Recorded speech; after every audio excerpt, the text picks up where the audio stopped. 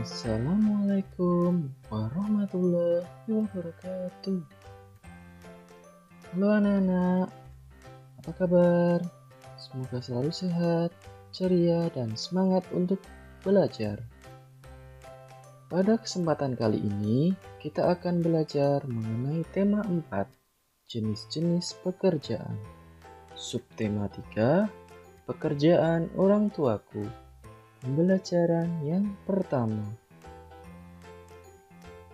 Nah, sebelum memulai pembelajaran, jangan lupa berdoa terlebih dahulu ya. Berdoa menurut keyakinan masing-masing. Berdoa dipersilakan.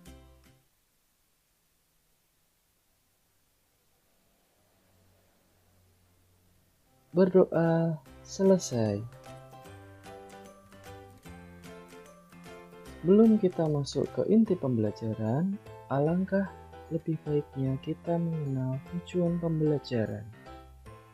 Tujuan pembelajaran yang pertama adalah siswa mampu menilai cerita dengan detail.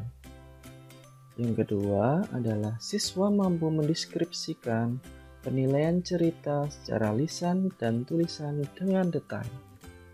Yang ketiga, siswa mampu mengidentifikasi jenis pekerjaan terkait sosial budaya di wilayah dengan rinci. Yang keempat, siswa mampu mengkomunikasikan jenis pekerjaan terkait sosial budaya di wilayah dengan rinci. Yang kelima, siswa mampu menginformasikan dampak pemanfaatan sumber daya alam yang tidak terkontrol dalam kehidupan sehari-hari dengan tepat. Dan yang terakhir, siswa mampu menuliskan contoh kegiatan sebagai upaya pencegahan langkanya sumber daya alam dalam kehidupan sehari-hari dengan tepat. Nah, selanjutnya mari kita beralih ke materi inti. Pekerjaan orang tuaku.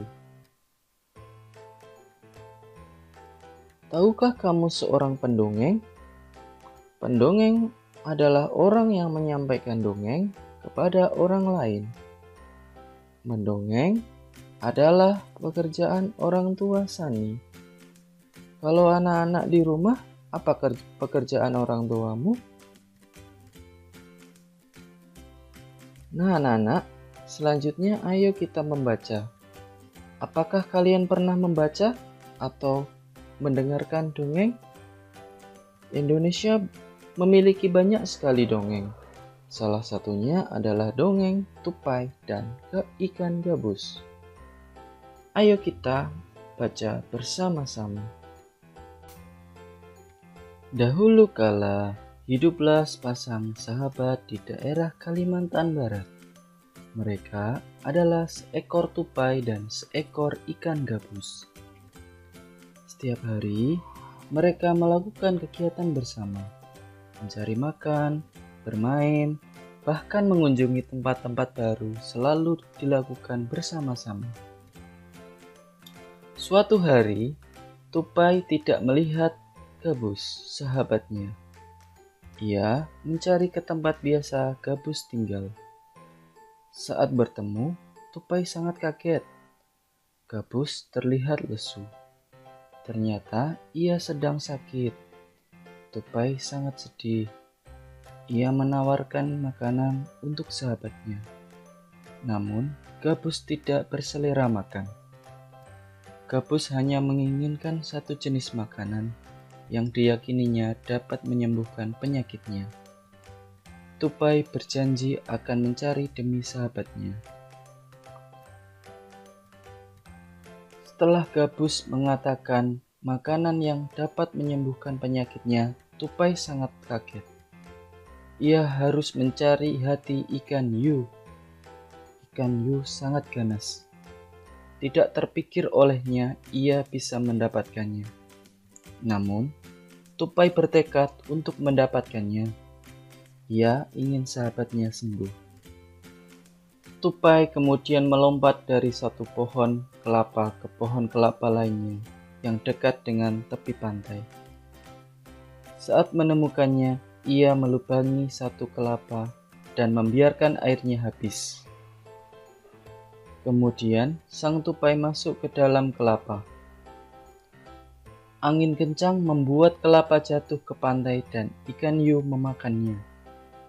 Di dalam perut ikan, tupai kemudian keluar dari kelapa dan menggigit hati ikan hiu. Ikan tersebut mencoba bertahan sampai kehabisan tenaga. Ombak besar membawa ikan hiu ke tepi pantai. Saat itulah tupai keluar dari mulut ikan hiu dan membawa hati ikan kepada sahabatnya. Sampai di tempat ikan gabus, tupai kemudian memberikan hati ikan hiu untuk dimakannya. Beberapa hari kemudian, tupai melihat sahabatnya segar kembali. Betapa senangnya tupai melihat ikan gabus sehat seperti sedia kala. Nah, anak-anak, berdasarkan cerita tersebut, coba temukan unsur cerita yang ada dan tuliskan pada kolom seperti berikut.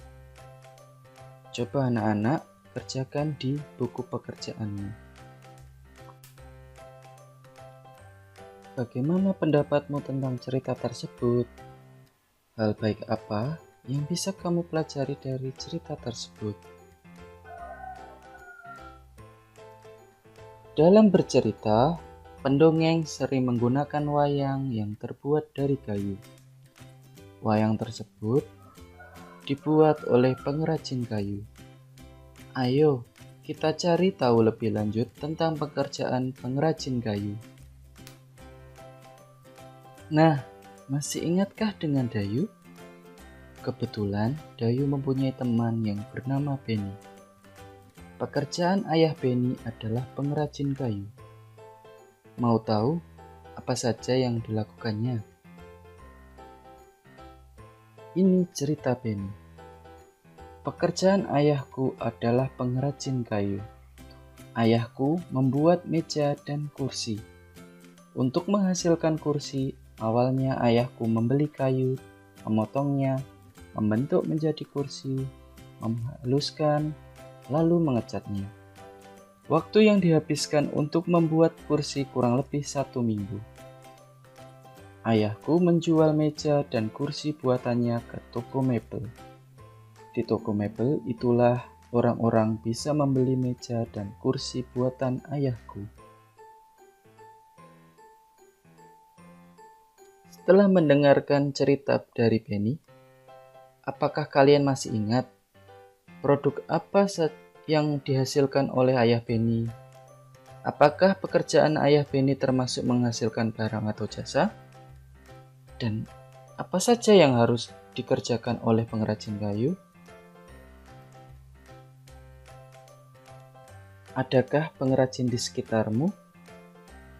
Apabila ada, coba tuliskan tentang pengrajin tersebut dengan memuat 1.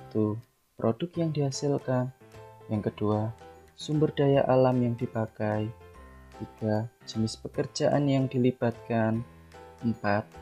Manfaat terhadap masyarakat sekitar. Coba tuliskan di dalam buku pekerjaanmu. Nah anak-anak, cerita Benny masih berlanjut loh. Kali ini, begini cerita Benny.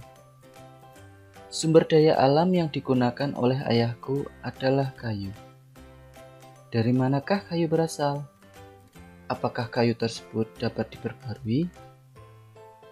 Nah, coba perhatikan gambar di sebelah. Itu adalah proses pengolahan kayu menjadi meja dan kursi. Prosesnya sangat panjang ya. Anak-anak, coba selesaikan sedikit pertanyaan berikut ini ya. Jelaskan proses yang terjadi sehingga meja dan kursi bisa sampai di rumahmu. Profesi apa saja yang terlibat agar meja dan kursi sampai di rumahmu? Ternyata perjalanan meja dan kursi hingga bisa ada di rumahmu cukup panjang ya? Bagaimana sebaiknya kamu merawat meja dan kursi di rumahmu? Coba kerjakan di buku pekerjaanmu. Sambil menyelesaikan, mari kita simak lanjutan cerita Benny tentang pekerjaan ayahnya sebagai pengrajin kayu. Ayahku mendapat kayu untuk bahan baku mebel dari hutan. Salah satu hutan di Indonesia yang sering diambil pohonnya adalah hutan di Kalimantan. Dahulu, hutan Kalimantan sangatlah lebat dan merupakan paru-paru dunia atau penghasil oksigen. Akan tetapi, kini pohon-pohonnya semakin berkurang. Sering sekali karena kebakaran hutan.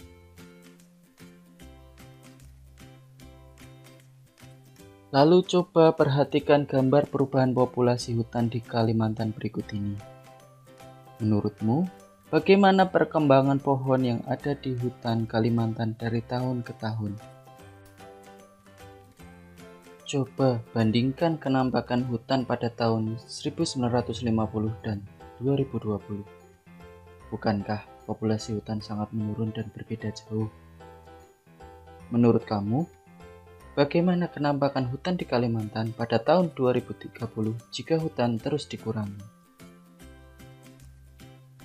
Apa yang harus dilakukan untuk menghindari kerusakan hutan? Jadi, itulah cerita tentang pekerjaan ayah Benny.